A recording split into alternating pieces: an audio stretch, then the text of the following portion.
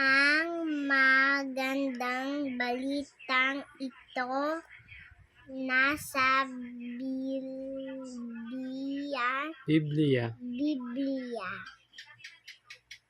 Isang aklat na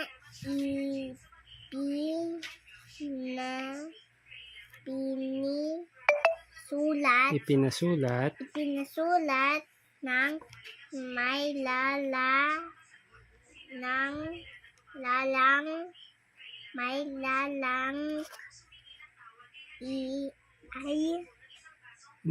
ng universo ng ang Diyos na Jehovah sa Publikasyon ito magpo-focus tayo sa apat na aklat ng Biblia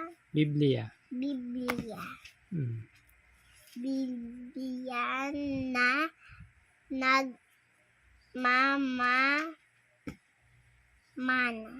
naglalaman ng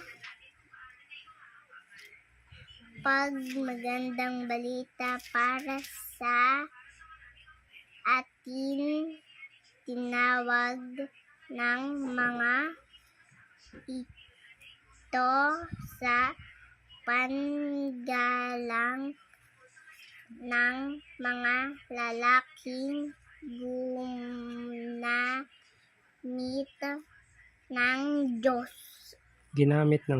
ginamit ng Diyos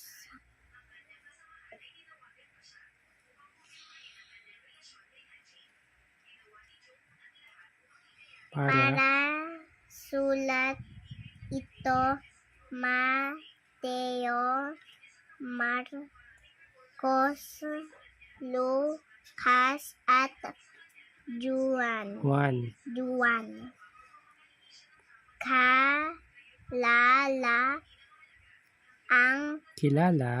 Kilala ang apat na ulat na ito bilang apat na Ebanghelyo. Iniulat ng apat na ito ang Ebanghelyo o mabuting balita tungkol kay Jesus na siya ang ginamit ng Diyos para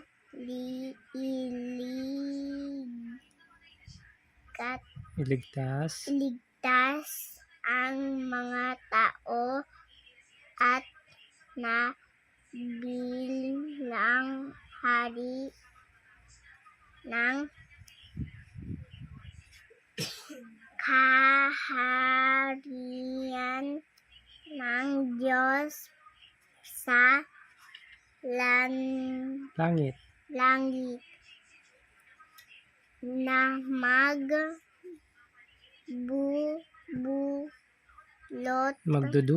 magdudulot si Jesus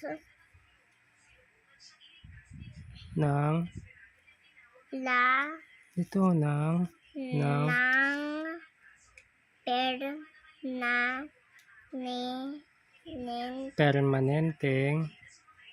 permanenteng pagpapala sa lahat ng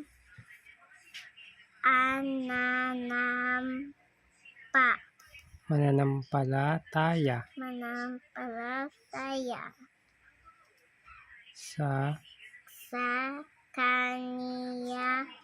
Marcos 10, 10,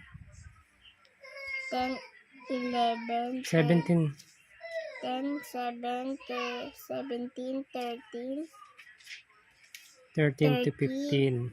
to 15. Ayan, thank you po. Mag-thank you ka na dito. Bukas ulit. No, meron pa sa baba. Babasa ka pa? Ay, no, meron pa sa O, baba. sige, basahin mo pa. Baka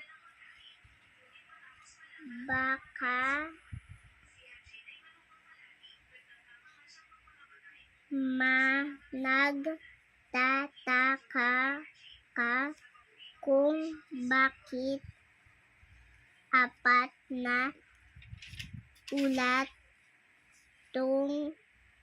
tungkol sa buhay at mga Turo turo ni Jesus ang ipinasulat ng Diyos. Ako po si Sophia. Ako po si Sofia Joby Alejandro. Babasa po ng Salita ng Diyos. salita ng Diyos.